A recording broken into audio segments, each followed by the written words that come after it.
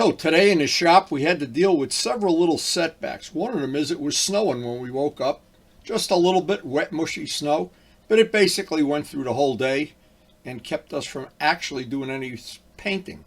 So what I do whenever I have what I call a no painting day, and I tried to share my logic on this video, I try to sequence things and get things all lined up, sanded, prepped, backmasked, whatever, so that the next potential day that we can paint outside, and this time of year, that can vary significantly.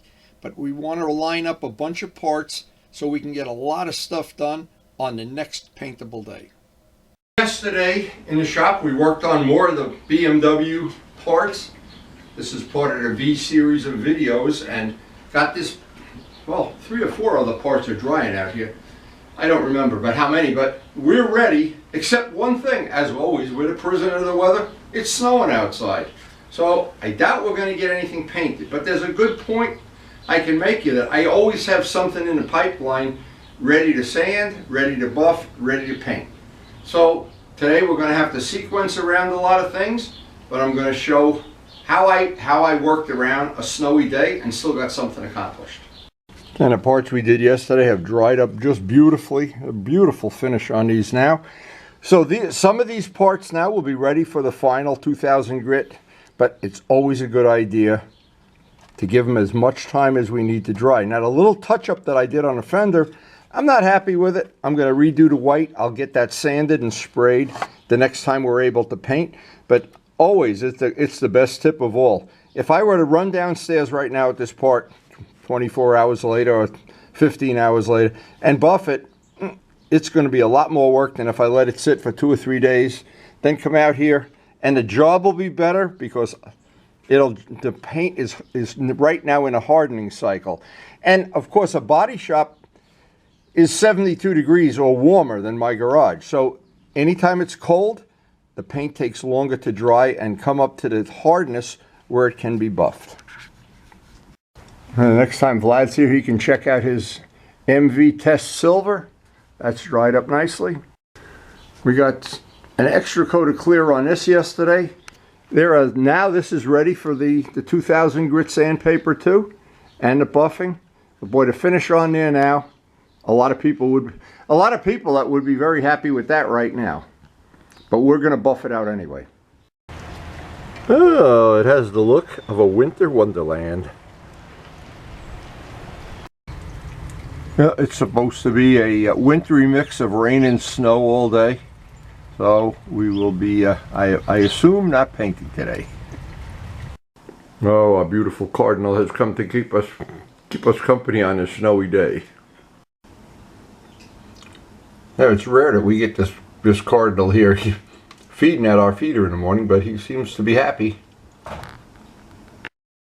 And he's our companion every once in a while for breakfast. So to try to take advantage of the weather today, we're probably just going to be able to get some of these parts sanded. And I guess the best one to start with, this has been sitting out, drying out in the garage for 3 or 4 days now. This will probably sand out beautifully. We'll mix up some warm soapy water and get some 2000 grit out. So our day starts off with some 2000 grit sandpaper. So every sanding day starts with some nice clean warm water, a couple of drops of dish soap, and we'll be ready. And I try to make it that I always have parts to sand, and again I say this over and over, because a lot of people think, well, the easiest way is sand all the parts, put all the clear on, and I've done that in the past. This way works better for me because I'm not a prisoner of the weather. Even on a day like today when there's a little bit of snow out there, I have my sanding to do. If I was just doing the clear right now, I'd just have to be drinking coffee all day. So I'm doing it. I call it sequencing back and forth, and it works well for me, especially now that we're doing 3 restorations at once. Now in the past we've had as many as 5 bikes in the shop at one time, but the 2 things changed. I was younger, and right now our family dynamics have changed quite a bit, and we've really maxed out the shop.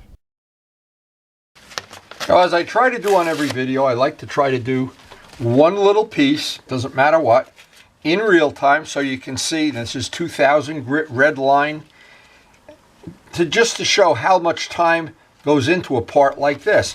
That is a lot of detailing. I'll just do one little part in real time. Don't want to make the video 2 hours long, but a lot of people, and they think it goes a lot faster than it does, but it is time consuming, and you've got to be detail oriented.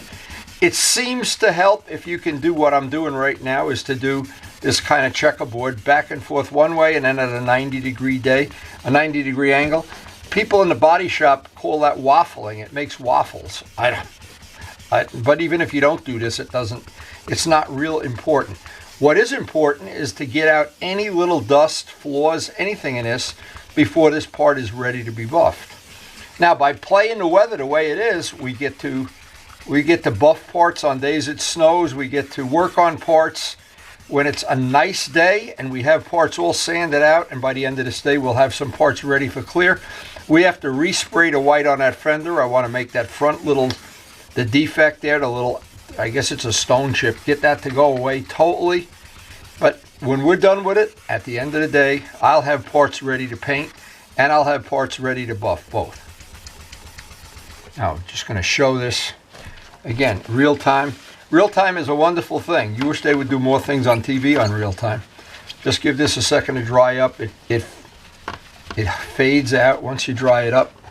Now, without a camera cut, without any kind of false advertising, you can get a feel for that's the last coats of clear that we sprayed.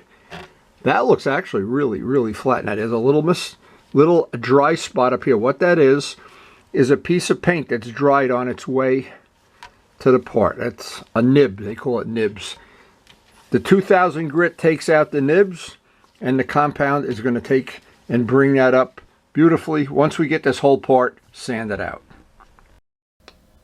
And this is really the point in the job where you either make it, or somewhere down the road you're sorry you didn't correct all these little flaws, all these little paint nibs. Every little part of it counts. And in the case of this is the first thing you're going to see when you look at the motorcycle, a beautiful carbon fiber fender. So I would like that to be like when a woman puts her hand in front of your face with a diamond ring. You're going to see the diamond ring a lot more than the knuckles. So I really did spend a lot of time. Wipe it down, sand some more. Wipe it down, sand some more. Use the block. Do a lot of it by hand. Get in all the little valleys there. This is a beautifully made part. And when it's got that shine on it, that gloss, when it's all done and it's all buffed out, this is really going to be one of the, I call them the focal points of the motorcycle that you're going to see every time you look at the bike, and from almost every angle. And it just requires extreme patience to go back and forth. Find every little spot. Wipe it down. Sand it again. Get the block. Sand it in all the low valleys. Patience. It's hard to explain to people, but when it's done, it's worth every penny. So we sanded this all out with 2000 grit, and there's only one problem, and if you can see it, it's right here. This is the area that had the chip out of it. And what happened is I haven't got enough clear on that. When I was sanding it through, it came right through. So I'm going to obviously put another coat of clear on that. But having this all set to go for when we get a painting day, that'll be a big step ahead. And that'll need 1 or 2 more coats of clear, and then we'll redo this again for the buffing. And the one thing that's always hardest to convey to new people, they want to take a piece of sandpaper and in 30 seconds have a part sanded down. It's more like it takes hours. And you, in the beginning, when you start doing this, and you're amazed how long it takes. But the minute that clear gets buffed out and you look at it in the sun. Now, in the case of this part, it would be nice if we didn't go through in that spot. But that was a deep gouge from an issue that Vlad had. I believe he hit a pothole and dented the front wheel, bottomed out the forks into the fender, but I don't know for sure. And I was really concerned we weren't going to get it 100%. We got it 100%, but it's going to need more clear. And I don't want to take any shortcuts ever. This this is not the kind of thing you take shortcuts on. It's not a good investment to take shortcuts. So M600, any good degreasing agent, get all the fingerprints, all the little residual stuff off. Line this part into the queue so we'll be ready. I don't know what the weather's going to be like tomorrow when we wake up, but whatever it is, we're going to have a part ready to sand, parts ready to buff, parts ready for spraying, and parts ready. The next part we're going to do is the white on the fender. That little repair that I did, a touch up, I'm just not happy with it. I would like it to be that you couldn't even tell it ever had that little spot in it. And using this paint from Color-Rite, we will definitely be able to do that. Now, sanding out the fender, and again, this is the front fender. This is part of the what I call the focal points, one of the parts of the bike you'll see all the time. Whether it's the front fender, the back fender, these are parts you're going to see all the while. And I want to get, there's some little nubs there. And I had done a touch-up on the very tip of the fender where it comes to a point. And no matter how I fooled around with it, I even put clear on it when I put extra clear with the fender, it just wasn't as good as I know I could make it. And the point is, we are in the middle of the winter. There's no way nobody's going to ride this bike in the next month or so, maybe 2 months, or maybe this season. I don't know. But I know if I rush through anything and if I leave out any steps, and especially on a video when I'm trying to help people that really seriously want to do this. And thank you to everybody that sends in nice comments that they've used my technology. The latest one was Scott, that he did the tank, the RZ tank, and all that technology with the CA and with the paint and some of the little things, patience related, sandpaper related. It doesn't matter. There's a tremendous joy when you do a job like this and that day you put it out in the sun and your friends all get to see it. Now, our good modeling friend, the late Walt Prey, was an extremely good custom car painter in California who shared this tinfoil backmasking with us when we were building model planes 2 or 3 a year. And it has just worked so well for me. I have it on many of my model airplane videos and virtually all of the motorcycle videos. And it makes the backmasking part of it just a lot more reliable, a little bit easier to do, and you can get those nice edges with the fine line tape. We picked up a couple of rolls of fine line tape so that even the tape lines, this one tape line on this job, would be absolutely perfect. Well, I didn't know how much we'd get done on a crappy weather day, snowy day, but we do have some more parts ready for, we have to touch up the white now, so we have to obviously wait for a day. Touch up the white, redo the clear 2 coats. We have the front fender ready for clear, that little area, that damaged area from the wheel being bent. That'll come out perfect. I'm very confident we can get that to be perfect at the end.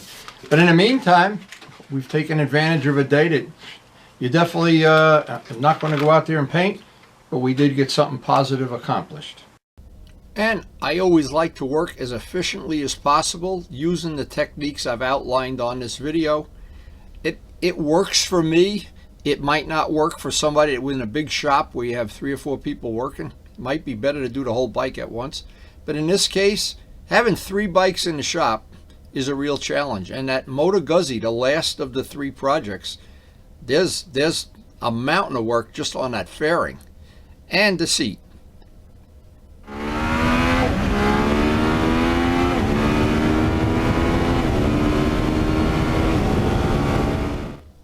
So I hope you have enjoyed the video and sharing the passion that we all seem to have for these older motorcycles, restored motorcycles, and yep, even new motorcycles. No matter what, it's a wonderful, wonderful sport, hobby. You can make it what you want. You can ride the bike of your choice. You can customize it however you want. Paint it, hang out with the friends you want, and go on the rides you enjoy going on. And it's just a wonderful experience for me. And I have been involved with it most of my life, and I enjoy every minute.